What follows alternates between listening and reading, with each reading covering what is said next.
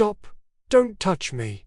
If you touch me, I will shatter into 1,000 pieces. Imagine living in constant terror that your body is made entirely of fragile glass. One hug, one bump, or even sitting down too hard, and you would cease to exist. This wasn't a fairy tale. This was the reality of King Charles VI of France, the man who ruled a nation but couldn't rule his own mind. But he wasn't always the Mad King. In the beginning, they called him Charles the Beloved. He was young, handsome, and a golden hero to his people. France was at war, but with Charles on the throne, there was hope. He loved parties, jousting, and his beautiful queen, Isabeau. But inside his brain, a time bomb was ticking. The madness didn't start with glass, it started with blood. In the summer of 1392, on a hot day in the forest of Le Mans, the king was riding with his knights. Suddenly, a barefoot leper jumped out from the trees, grabbing the king's horse and screaming, "Do not go further, noble king. You are betrayed." The guards pushed the man away, but the damage was done. The king went silent. An hour later, the sound of a lance dropping made him snap. Something snapped. Drawing his sword, the king screamed forward against the traitors, and attacked his own men. He killed 4 knights before his guards could wrestle him to the ground. The beloved king was tied up and carried back to Paris in a wagon, like a prisoner.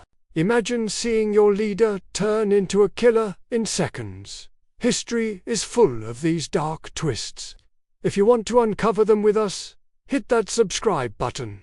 Help us reach our goal and build this community of truth seekers. When Charles woke up, the hero was gone. He forgot his name. He didn't recognize his wife, Queen Isabeau, and ran away from her in terror. The delusion took full control. He stopped bathing. He refused to change his clothes for 5 months.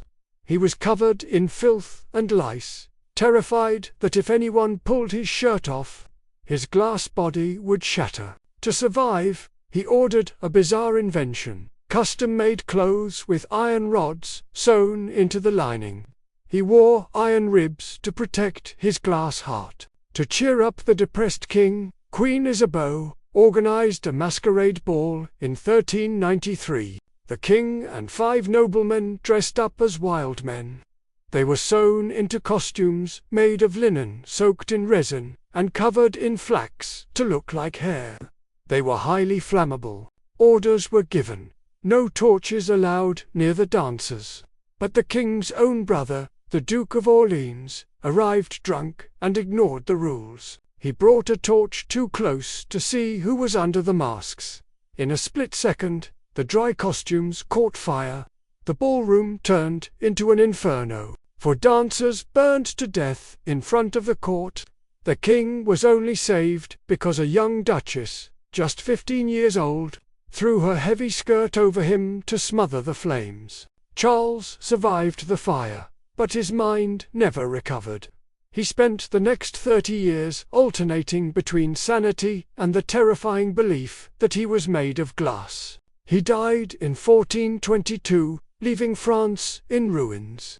They say that at his funeral, the people wept not for the mad king, but for the sweet boy they had lost to the darkness. Now, tell me in the comments, do you think the pressure of the crown caused his madness, or was he cursed from the start?